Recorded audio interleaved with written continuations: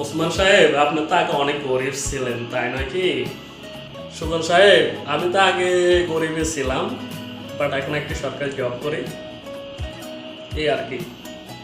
ওসমান সাহেব, আপনি তো এখন অনেক টাকার মালিক হয়ে গেছেন, ভাবে আলাদা। সুজন সাহেব, সব আপনাদের দোয়ায় আজকে এই পর্যন্ত এসেছি, ইনশাল্লাহ আরো এগিয়ে যাব। ওসমান সাহেব, আমাদের দোয়ায় নাকি দুর্নীতি করে, হ্যাঁ, মানুষের সম্পদ লুণ্ঠন করে, হ্যাঁ, এখন অনেক টাকা মালিক হয়েছেন।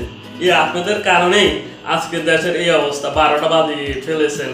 হ্যাঁ, কয় টাকা লাগে একটি সংসার চলতে, কয় টাকা লাগে? আপনারা শুধু দুর্নীতি করবেন, আর আপনাদের কারণে নিরহ গরিব মানুষগুলো সমস্যায় জর্জরিত হয়ে পড়েছে। এগুলি কোনো কথা? এখনকার সমাজে চলতে গেলে কয় টাকা লাগে রে ভাই? কয় টাকা প্রয়োজন? সামান্য কিছু টাকা হলে তো মানুষ চলতে পারে। আপনাদের ভাব দেখি আর বাঁচি না।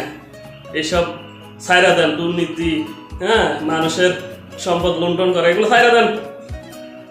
শুধু দুর্নীতি করবেন, সমাজে অনৈতিক কাজ করবেন, বাদ দেন, ভালো হয়ে যান। সরি, থামুন, এগুলো বলে নিন, সরি। আপনি আমার আপন মানুষ, এগুলো বলে না, এই গোপন কথা বলতে নেই।